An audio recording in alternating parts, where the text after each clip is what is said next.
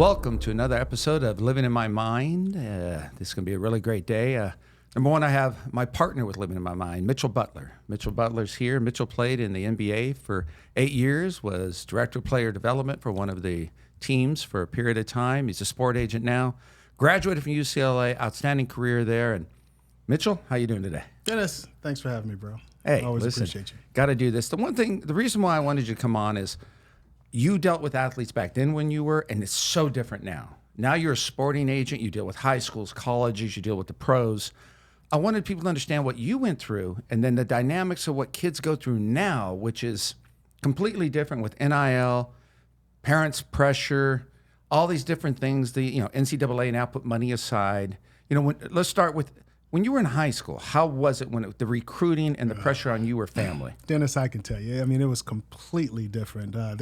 The scrutiny that the kids are under now, the outlets that they have concerning social media and building up an athlete is, in this day and age, it's extremely, you're kind of living in a fishbowl. Mm-hmm. When I came along, we had routers. We had the old wire service that would come across the bottom of the screen, and that's kind of how you got your news. I'm not really that old, but it feels like it. But really, during my time when I was coming along, USA Today was really big. That's where you look to get a lot of your national content on high school basketball team rankings. A lot of times USA Today would post their top, 25 or 50 high school basketball players. You have the publications that you would get, which were Hoop Scoop. You had, the five-star camps back east, Nike All-American camps. That's where you got really your rankings and, your notoriety. In this day and age now, these kids, they post several videos of themselves. They get 1 million hits, and, the world starts to take off for them. Yeah. And a lot of times these kids aren't really probably at the level that, their social media following pushes them to. And, it really creates an environment and a situation where they can't live up to the hype. Didn't we talk about a kid here a little while back? I wanted to say it's an academy in Florida or something. We had all the social media, but he didn't really have the talent to where that. I don't know what happened to him, but that type of thing happens when you have that. Why do these schools, just because they have social media, why did the schools go after a player and give him an opportunity if he doesn't have what they need? Well, I think the kid we were talking about was Mikey Williams. And, yes. He isn't a bad basketball player. He's a good basketball player. But, he had such a huge following. He had 5 million people following him on social media. And his presence was just, awe-inspiring. And I think, he was even able to capture an NIL deal from a shoe company for a 7-figure number in high school. So, but he had this following, good basketball player. I think he went back east to one of the prep schools back east, and he's now going to attend a college, I believe, in Florida. Mm-hmm. He's still writing a story. He's still trying to tell a story to America, to the world, on what type of basketball player he's going to be. But again, once the hype gets going, you got to live up to that billing. What's the letdown for these kids? Like you said, when the hype is up there and then reality, it's like Wagner, the kid that was at Kentucky. Yes. Father played, great basketball player, went to Kentucky, not a great year. Now he's going to Arkansas. Someone who has all that hype prior, from a mental point of view, how do these kids handle this? And families, because I know a lot of families look at their kids as a ticket, and we've talked about. How does that affect one of these young men? Because it's like LeBron James. LeBron James. Going to the NBA, who knows what he's going to do? But what's the pressure on a high school kid like that nowadays? You think if it doesn't follow through, he's got money, which is fine. But from an athlete's point of view, how does that happen? The pressure is immense. Again, when I was coming up and coming along, I was fortunate enough to be a McDonald's All-American, one of the top 25 high school basketball players in the country. That I know. And really, short of, like I said, it appearing in the newspaper and in a few basketball publications, no one really knew about it. Unless you're a basketball head. Back then, how many different offers did you have? I had offers from almost every school in America. Why did you choose UCLA? I chose UCLA because, truthfully, my number one choice, which was Duke, I came onto my recruiting trip the week after Bobby Hurley and Bill McCaffrey, they committed on their trip. They went the first week, and I came the second week, and they had a scholarship left. And Coach K offered me the scholarship on the flight leaving Duke. He was going to an ACC coaching convention down in Atlanta, and that was my stopover before heading back to LA, and he wanted me. I wanted to just show deference and respect to UCLA. They had recruited me since I was, in ninth grade. And that was my third visit. Duke was my first visit. So I had a visit in between and then UCLA. And I was trying to let Coach K know, hey, if you can just hold off, I'm going to commit. I did have a great time there. The second week, Thomas Hill came in to Duke. He wanted to commit right away, and he was from Houston, and Houston wanted him. And, Coach K was called me up and say, Mitch, listen, we still like to get you, but, Thomas is here and he wants to commit. And I was just trying to tell him, hey, give me another week.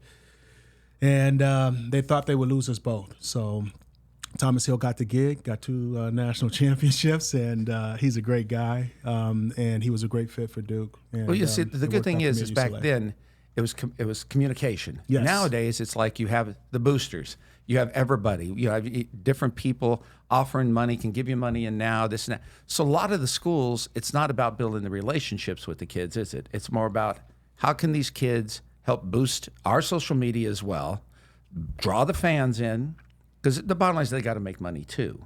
So how the kids nowadays, when they deal with something like that, is it communication when they get a scholarship? Do you think it's the same as intimate conversations and caring conversations, or it's to try to get who you can before somebody else gets them? Well, I feel like this. I feel like, number one, you got to have a budget to compete in the marketplace. These kids, they know their value. Their families know their value. And if you don't come to the table with something competitive, you don't have to be the best offer out there. You just have to be an offer that the kids feel like, hey, listen, I'm getting close to my market value or fair market value for myself, or even I exceeded a little bit. Mm-hmm. It may not be the best deal in the marketplace, but at the end of the day, this is the best fit for me school-wise. And I always, and I advise kids through, my agency right now, and I've done a number of What's these the name of the agency? Perpetual Sports Agency.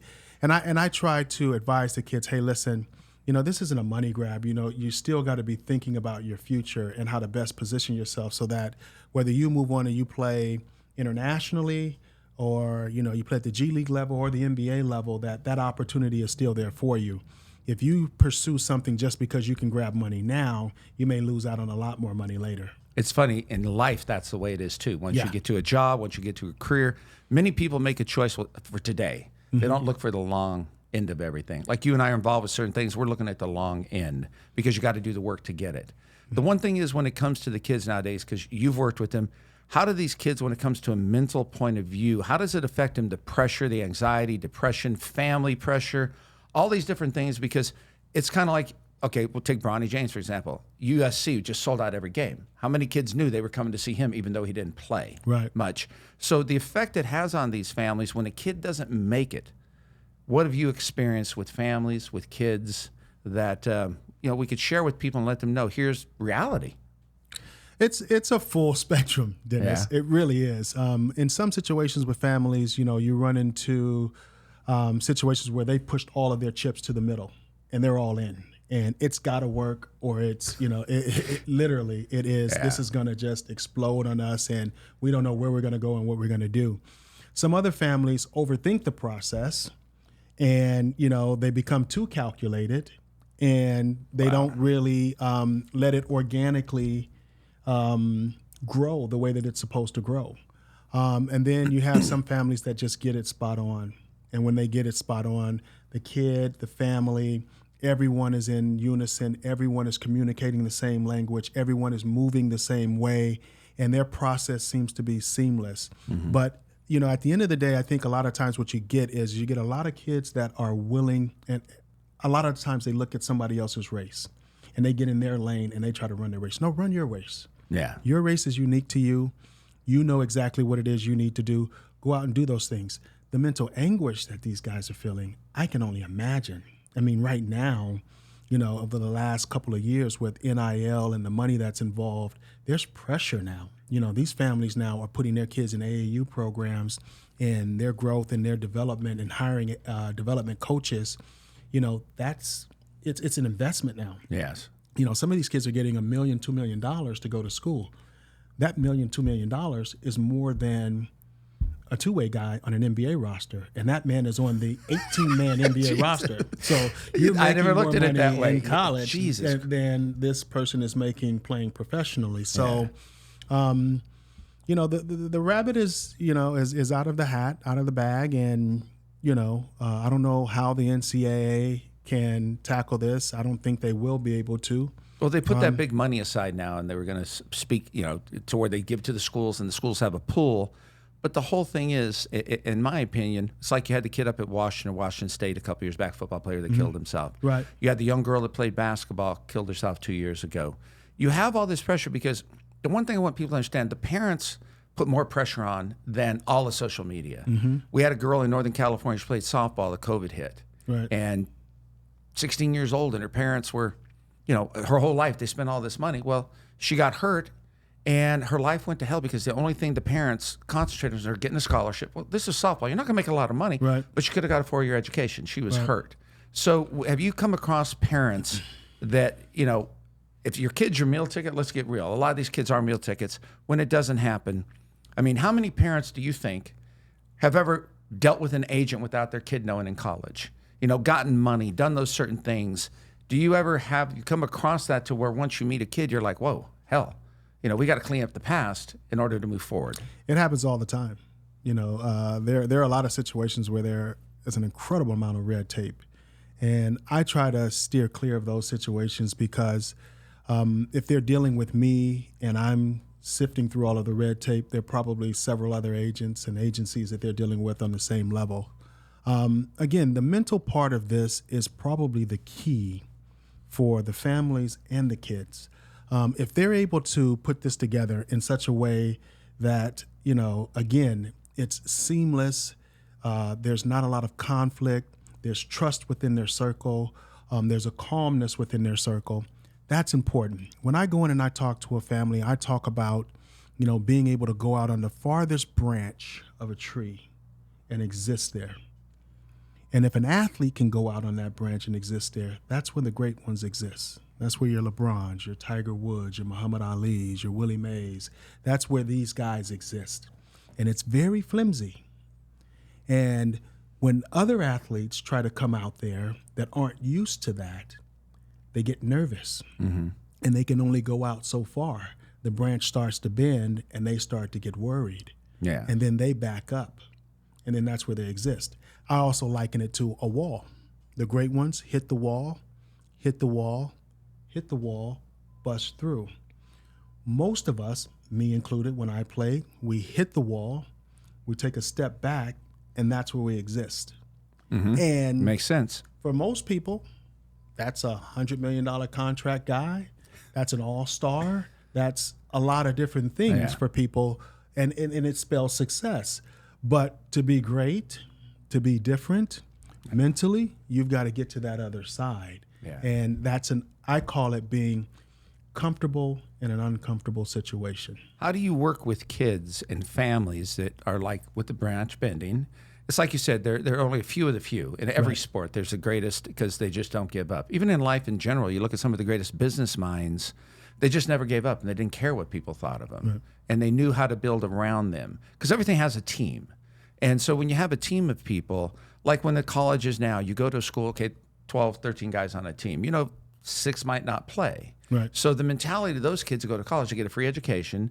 Like I know there are colleges, like I think we talked about UCLA, what kids get paid to go there, through the collective, I believe. Correct. You might not play a lot, but you're going to make some money. Mm-hmm. So you're going to school, they're paying you money. You've never had that money. So how many of these kids really know how to handle their money?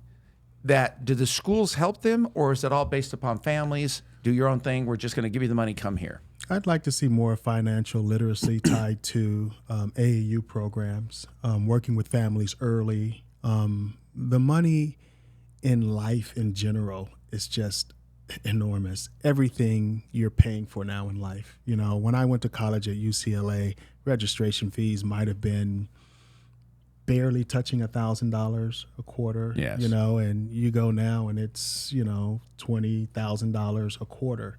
It's a business now, Yes. and it's designed to support, the structure of the school. Whereas, when I was in school, it was more about education, academia. And that's just how everything has moved. The way that content is consumed by people through TV, through social media, through print, all of these different ways that content can be consumed, it creates revenue. So therefore, the revenue is now spilled down to intercollegiate athletics and quote unquote amateur status. Mm-hmm. And with the advent of my former teammate Ed O'Bannon stepping out and saying, hey, wait a minute, you guys, the NC2A, you're using my image and likeness without my permission, and getting this for every kid in America now, that every check in America that every kid cashes, they should send $10 to Ed O'Bannon. Oh, he's the one who started. He's the one who started. Got nothing from this. Has he got anything yet? Nothing to my knowledge, he hasn't gotten anything from it. He is the guy who really who pulled the curtain aside and said, hey, Mr. Oz, you gotta take care of everybody. Well, when you're dealing with someone like that, because that is someone like a groundbreaking person, kind of like Colin Kaepernick, they gave him the credit for that. Everybody, there's a different thing. Everybody has an agenda, but when you guys were going to school, there really was an agenda, because the bottom line is, he got smart, everybody got smart, and realized everybody's making so much money. And the NCAA, there's so many comments about maybe it should be disbanded and the different leagues could be theirs. Now they got this big thing, they're going to give money and stuff. When you've come across a kid that, like, you have a kid that plays in the NBA, mm-hmm. you got a couple, and something's going wrong in their personal life, as a player development person, how do you, when you did it then as opposed to, how do teams help? Because I had a conversation with Asia a long time ago. He goes, Dennis, you got to understand, owners don't care. He said, there's always someone to replace somebody. So how do you work with that kid, that family, the wife, the girlfriend, if they got all these different things that they think something's not going to happen, with all this money now with the new collective bargaining for basketball? How do you handle that with someone to help them? I tell you what, it's really tough. And people look at professional athletes and they say, gosh, I wish I had their lives. They're adored by all the fans. They go out and play these games, and they get a lot of money. But people don't understand the mental anguish, the anxiety, the pressures that That's what I want you to explain, what you felt back then and how kids and people feel now in the I can NBA. tell you this, you run out onto a basketball court and there are 20,000 fans either yelling for you or against you. Yes. And you've got that going on. Then you've got your opposing players. You've got 5 other players on another team that are trying to prevent you from doing what you need to do to have success. Unless you're Dallas and you don't play defense. Exactly, right? Poor Luka. That's a whole different world. And then you have 3 officials that are going to make sure that you do those things within the rules. Yes. And then you have your own personal relationships in the stands that you want to do well for. All of that pressure coming together and mounting on your shoulders. And really the good ones get in there and they wallow in it. That's their safety net. Yes. When bad things happen for them, they can't wait to get to the basketball court and really, open themselves up to the game and let the game just flow through them. But then there's so many that the pressures just get to be insurmountable. What are some of the instances, don't need names or anything, that you've seen that happens, and what has happened to those players, whether it's affected? I mean, look at Lamar Odom. There's someone who did great, but he had his own issues and stuff. What do you see happening to these young men when that happens to them and they don't have any answers? Well, listen, I think at the end of the day, every single human being on this earth has issues and problems. Oh, yes. So you talk in your podcast on Living in My Mind about your issues and your problems, and you resonate with so many people out there. Everybody brings something to the table that's an issue or problem. It's just that as a society, when we go out and we see a celebrity, an athlete, someone that looks to be bigger than life, superhuman, we don't think that they have those same problems. Very and true. They do. Yeah. They do. They put their pants on the same way we put our pants on. And it isn't about that as much as it is, each person's going to confront those issues and problems in their lives. And how do you handle them? You know, every day, Dennis, you say you challenge yourself to be the best person that you can be. And that's a challenge. Oh, it's a struggle. Every single day. It's a struggle. Same thing for professional athletes. When Kevin Love came out and said, hey, listen, you know, as great as I am, I have mental anxiety. I have mental issues that I'm dealing with. And it's just human. Well, do you remember the kid that played for Houston? I think his last name was White. He couldn't fly. Yes. And he lost. From Iowa State. Yes. And he stopped playing millions. And he was a damn good basketball player, but he knew that could probably lead to something else. And not many people can turn that away. I think his name was Royce White. Is that it? Yeah, I'll never forget the story because it was just like an amazing story. You know, you listen to him speak, articulate, well-spoken young man. And he just had that anxiety, and that created a problem for him. Really good basketball player. Should have played, 15, 20 years in the NBA. Great body, athletic, and people move, shoot. Yeah. will definitely get upset at him. Well, it's like Greinke. People don't understand. That's it. They don't like Greinke played for the Royals. He played for the Dodgers. He played for the pitcher. He had it too. He had to take time away. Yeah. And people get upset. It's like some of the NBA now. You don't have the big three anymore, thank God. But when someone takes a night off, they're like, I paid to see. First of all, you don't own me, asshole. But they actually get that way. And the shit that pops out of their mouths, because first of all, nothing's guaranteed. So when these interactions that you've seen, how cruel fans can be, whether it's the racism shit, whether it's sexism, or whether it's just saying shit, this affects these men. Yes, it does. You can't. I don't care when people say, it's what is it? Water off a frog's ass or back or some crap. I don't know if that really makes sense to me because they live in water. But the reality is, everybody needs to understand what these men and women. Good example. We talked about Caitlin Clark, and we talked about Angel Reese, and we talked about what they both bring and what they don't bring, and what people in the NBA or WNBA are upset. Well, like you said. What did she bring that wasn't there before? These girls are great athletes, but they didn't have what she has coming out. And it's about money. I mean, you had a great comment on that. Can you share it? Because it just, it breaks it down so simple. Their story to me is amazing because it's a 2.0 story. It's Magic Johnson, Larry Bird 2.0. Those two players have an opportunity to save the WNBA. The WNBA has lost money for a lot of years, and they've had some great players come through, great friends of mine. Tina Thompson, Lisa Leslie, Cheryl Swoops, Cynthia Cooper, people that during my era I watched play and love watching them play. I love watching the WNBA as opposed to watching the NBA. Fantastic, fantastic players. But, you have these two polarizing figures that, people are going to get behind Caitlin Clark and support her. People are going to get behind Angel Reese and support her, just like they did Magic Johnson, Larry Bird. Yep. And if the league can market that right, they can get better TV deals because people now want to watch these games because these people are really good basketball players, number one, and then they have a story to tell behind their story, number two. So it's just, I feel for them because you know what? They're not being utilized the way that they should be utilized by their league in terms of marketing and branding. David Stern got that with Magic Johnson and Larry Bird. Oh, yes. And, when you watched Winning Time on Showtime or HBO, whatever that was, that whole Laker, like you felt that, especially if you came along during that era and you were like, wow, David Stern had the vision to understand, you've got this guy from this community over here and this guy from this community over here.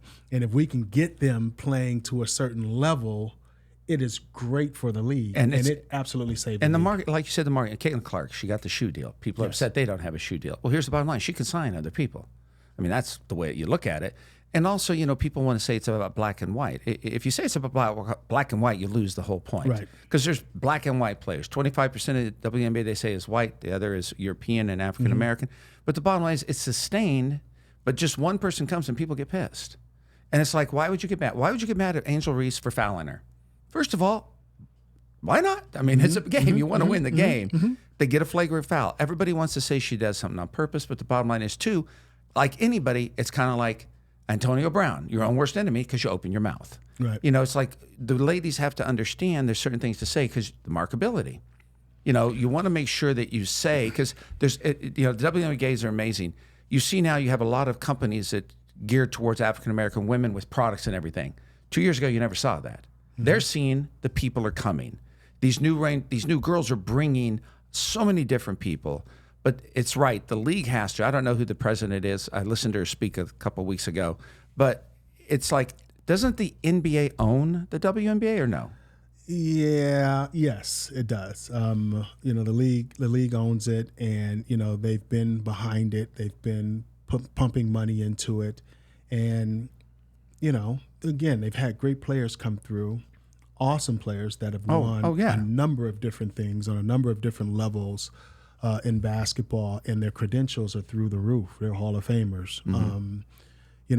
I do think, though, that they have the opportunity with these two, and these two need to be mentally checked in right for this opportunity here. Mm-hmm. When you watch Winning Time, or if you've ever been around Magic Johnson or Larry Bird, their mental was something that was striking and different. They understood what the task was. What's in front of them. And they went out and then they did it. And then you had a whole slew of guys come after them that understood mentally the exact same thing. Charles Barkley, Patrick Ewing, Michael Jordan, Karl Malone, David Robinson. They all understood what the task was. Mm-hmm. And, mentally they bought into it, and they understood. And again, it can eat you up and spit you out if you're not prepared to handle it. So that's why you get these number one picks that come in and they just fall flat on their face. Mm-hmm. Mentally, they're not prepared to handle that. They don't understand what it takes to stand up to be able to do that. Now, it's not their fault. It just may be a character flaw or a mental character flaw for them that doesn't allow them to be able to get to that level. I would also think it's a team that they surround themselves with. Could be.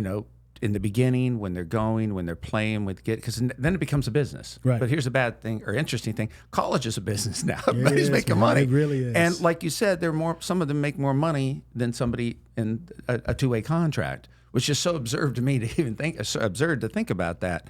One of the things that when you did player development, what are some of the things that everybody thinks when you think about player development? Well, you develop as an athlete. What do you help develop them behind the scene that people don't realize? You're not just working with the athlete. That's a portion of them. How do you see the difference when you did it as opposed to how they do it now? Well, listen, when I work player development, and every now and then I get in the gym with, young kids, and I do work with them, everyone has a toolbox, I say. Every athlete comes to the gym and they've got their toolbox and they set it down, they open it up, and the tool's in there. Let's say, you're a chef, you're a cook, you got your knives and everything, and you've got your executive chef, your sous chef, your line worker, and it's just on how you use your toolbox. Yes. So let's look at it from an NBA standpoint. Joker, Luka, Larry Bird, non-athletic, guys that, most athletes that come into the league will look at and just say, oh, I'm going to eat their lunch. Yeah.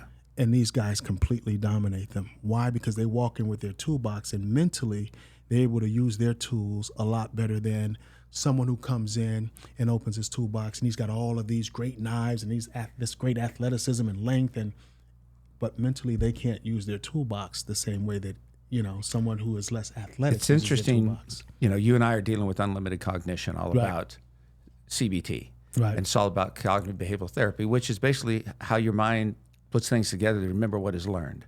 So how does that work with athletes when it comes to CBT, with athletes learning? Because repetition is amazing. Everybody thinks like football players. The quarterbacks to receivers, it doesn't happen overnight. Right. Some of the passes, the basketball players, everything is an angle. Everything is like almost, it's amazing. And people are like, oh, well, it's repetition, isn't it? Yeah. Everything they do is repetition. Sports-wise, how do you work with them cognitively to understand that? A great artist, Malcolm, why am I drawing a blank on his last name? He talks about having 10,000 hours. And once you've done your 10,000 hours, you've mastered something.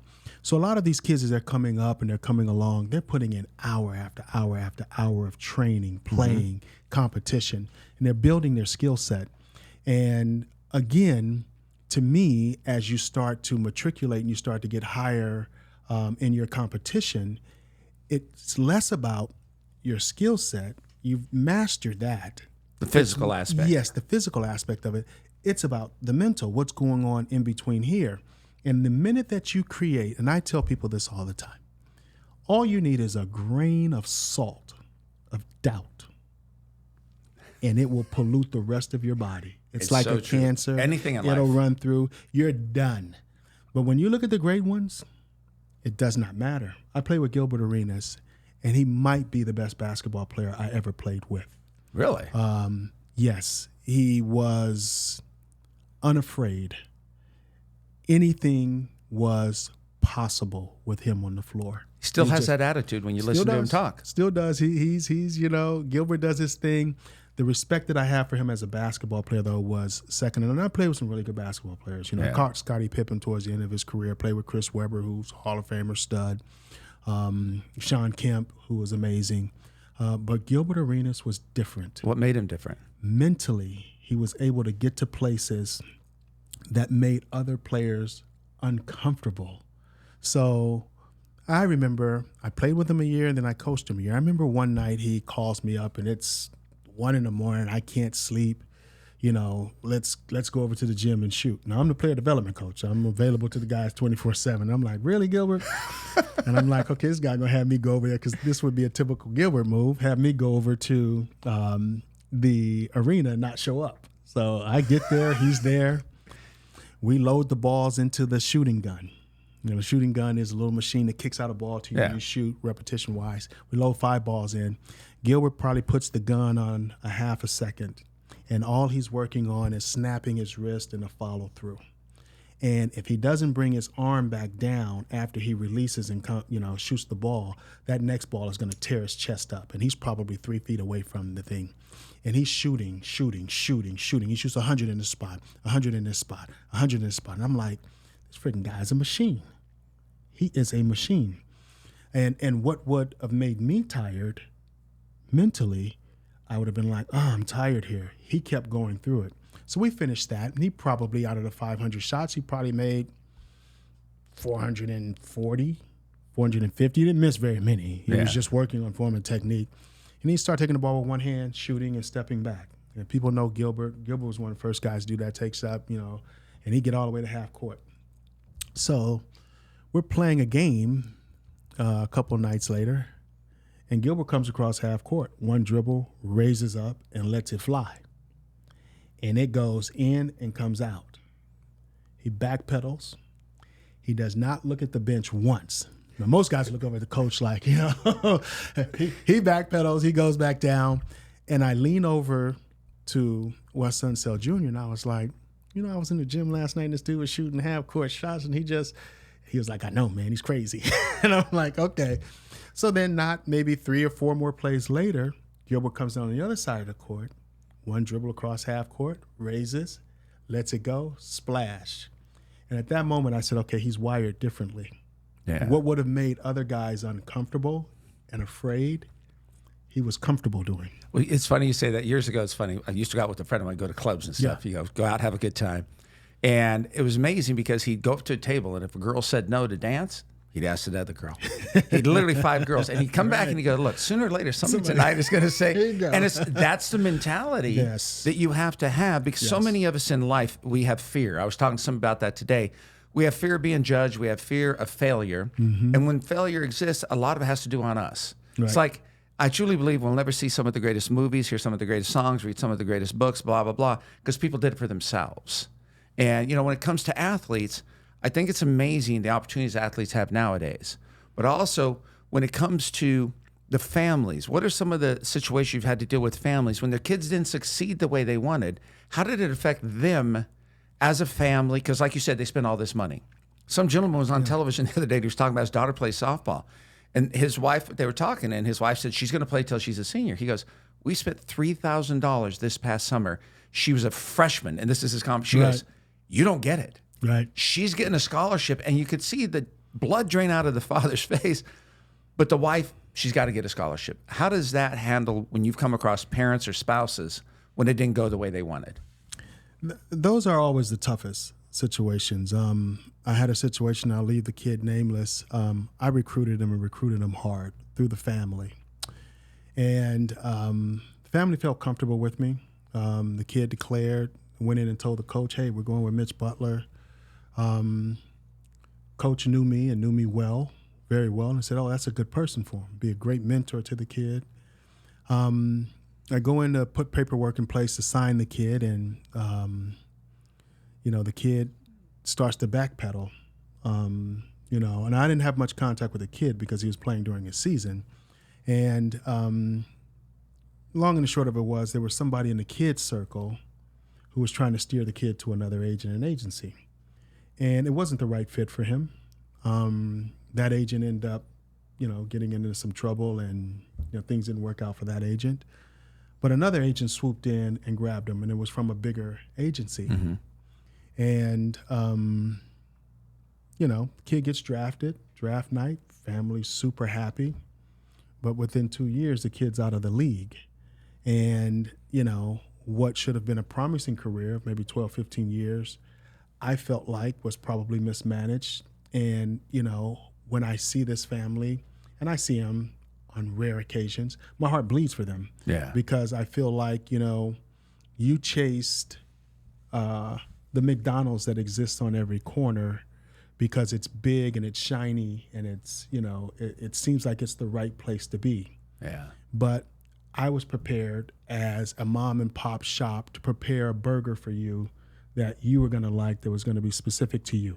It's funny. Remember, like everybody wanted to go to big colleges in the past. Football, Jerry Rice went to a small school. Yes. And look at where Jerry Rice ended up. Nowadays, you got kids going to any division. If you're good enough, you're going to get a chance. Yes. Because somebody's looking. It's kind of like John in the Morant. entertainment. If somebody is looking for an actor, an actress, a comedian, I mean, look at TikTok and Instagram of people become extremely famous because someone's always looking for something. Right. So nowadays you have all these schools that kids know. If I go there, I'm the top dog. It's like I'm always amazed. Chuck Price, who's in the audience today, Chuck's a friend of ours. He was talking about a kid earlier that got screwed by one school. They were supposed to pay him $11 million. Went to another. He's 20 years old now. And by the time your athleticism, if you haven't played in a while, it's not going to work. But the bottom line is, these kids are just confused. It's about going for the money. If you go for the money, great. But if you go for the long run, I think there's a lot of athletes that do that. And you know this. There's a lot of sports agencies. Look at the one headed by Benny Blanco. What's his stage name? I can't remember. But now they're accused of giving players money, baseball players. And God darn, what's his name? Anybody want to help me here? Who, Boris? No, he's an entertainer, singer. Oh, he's a singer. Yeah, and he started, and he has baseball players as everybody. Now they've taken away the one person's license. They suspended them because they were giving guys who were under contract with other agents money. Right. And so does that happen a lot that you come across at an agency because they're big, the kid's thinking, oh, they're huge, I'll get more? Yeah, you hope that isn't the case, And again, a lot of this, I always say, you're dealing with people who don't have the mental confidence in themselves to trust where their heart is telling them to go. Yeah. Sometimes they know you're the right person, the right relationship, the right guy for the job.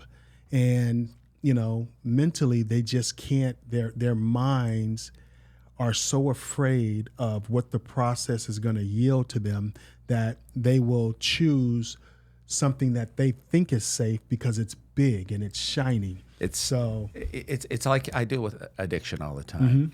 And you deal with people, and I always tell people, look, whatever your choice of drug is or behavior, we need to replace it with something. Right. And so many people get comfortable in a behavior that if they have to deal with the emotional aspect or they got to deal with this, they're like, you know what? It felt really comfortable. Like people in bad relationships stay in it a lot because they're comfortable. Right. They're afraid to be alone. They're afraid. And I think that's a comparison to athletes that you see all these. I lived down in Orange County, and I went and saw a softball game a while back, stand there, and a mother was yelling at her kid, if you think you're going to get blankety blank, that gift, and I'm thinking to myself, the poor girl was in the batter's circle.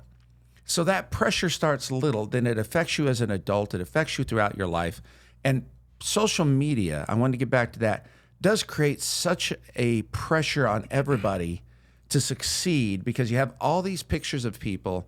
Women see other women, they're like, okay, first of all, there's a lot of stuff that's done, whether it's plastic surgery, shot a certain way or whatever. You see these athletes that are playing, they only play the best clips, all this stuff. One of the things I want to ask about, when you went to school, how was the education aspect? Because they don't talk about it now. These kids are getting money, this. They don't need to go to school. I mean, what, Matt Lightheart said he took a golf course or some class or some shit. I can't remember. When you went to school, correct? I enjoyed my time at UCLA. And, the schools that I considered attending were all, high academia institutions. And did the school, the athletic, the basketball, did they promote go to class, get that education? Yes, they do. How do you think that is today with these kids when someone's saying, look, I'm going to give you $1 million? Do they take the shit, and I mean this nicely, the shit courses, the easy courses? Or do you see a lot of kids actually going and getting an education? I mean, again, Dennis, to me, it's who you are and what you're made of. Jaylen Brown. He's just on my mind. I mean, the guy's story is unbelievable. From Cal, the mind and what he's doing now, he doesn't have anybody handle his money. He does it better than most people. And because of how he was raised, his mental confidence that he has in himself, his parents put him in situations where it would breed that type of mental focus, mental clarity, mental stamina to be able to handle pressurized situations. Most families try to, go around those things and dip and dodge and beat it. It always corrects itself, Dennis. Yes. And the higher up you go in sport, the more difficult it gets. So it's going to correct itself. So where you can cheat down here, it'll catch you up here. And that's where you fall, and you fall big. You mentioned that human behavior. I deal with a lot of people who deal with eating disorders and obesity issues and weight issues and different things. I always love when people say I have a cheat day. Right. I say, so let me get this straight, because I know me in my mind with my sickness, a cheat day, it takes me 3 or 4 days to recuperate. There's only 7 days in the freaking Aztec calendar to me. So when you do that to yourself, you give yourself that one moment of cheating or not. You should do it 7 days a week. You should do it every time you get a chance. If you work 9 to 5, and I always tell people, I've proven this with some companies, you look, I'm paying you to work 9 to 5. Right. Go and look at your desk because of the food you're eating, your behaviors during the day. You're probably working 3 hours. I'm losing money paying you to not do what you need to do. And that's with athletes. You had, oh my God, one of the players for Dallas was talking about, and the kid only played a little bit, but he was talking about how he shoots 300 times. One of the other kids, and he's funny, he said, and I always have one of the ball boys or somebody else do it, not the coaches, but that's someone who wants to get better. Look at these athletes who weren't great, but they've made themselves something. They got a niche. Dennis, let me add this. This is what I think, we should be aiming to do as a society for these particular kids. Number one, you got to give them some type of mental training. Definitely. What we have in terms of unlimited cognition would be absolutely perfect for them. You want to train the brain so that the brain can, from an endurance standpoint, be able to handle cognitive behaviors, issues, situations, so that when you start to get to a level where the pressure starts to feel really insurmountable, you're as cool as a cucumber. You feel good. That's one thing that should be should be mandatory for these kids. And that's why what we're doing is going to be fantastic for them. Well, I think one of the most important things, too, is what people do as athletes. One of the greatest things, we shot the pilot of this a long time ago with somebody else and blah, blah, blah, motherfucker. And the reality is, God bless you.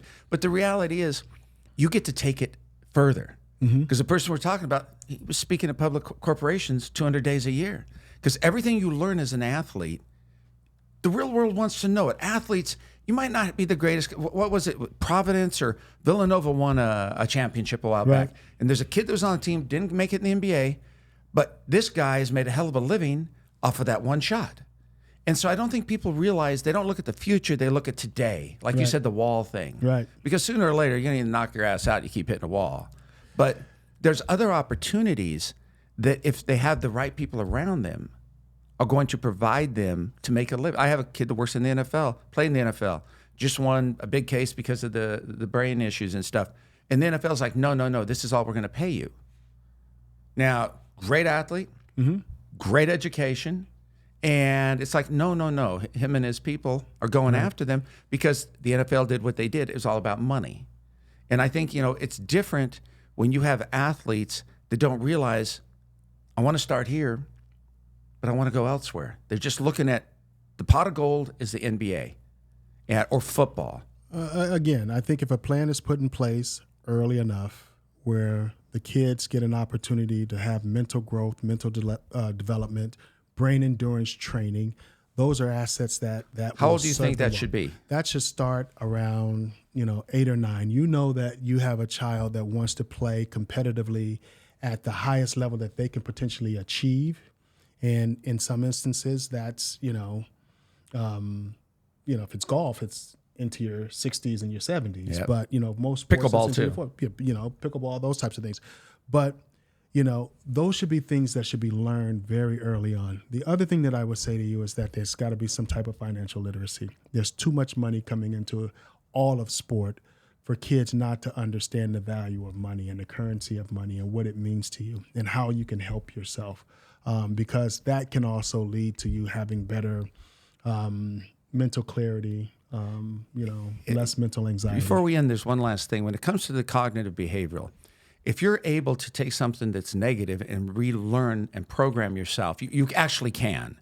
Right. It helps with mental health, anxiety, depression, because a lot of people, when they go through that, their bodies suffer. I meet so many people that hold the anxiety and they've got health issues because of that. So it's not just about retraining the brain. It's encompassing everything in your life. And I think that's the most important thing is people need to understand that there's organizations, there's what we have, Unlimited Cognition. You can come to the YouTube, you can come to the Instagram, you can come to the TikTok. The bottom line is we got a number down here that will reach out, will help you. Personally, we'll talk to you, explain how the program works, because here's the one thing I've learned. If you don't try it, you're never going to know. And I work in an industry where people do cognitive behavioral therapy. You know how they do it?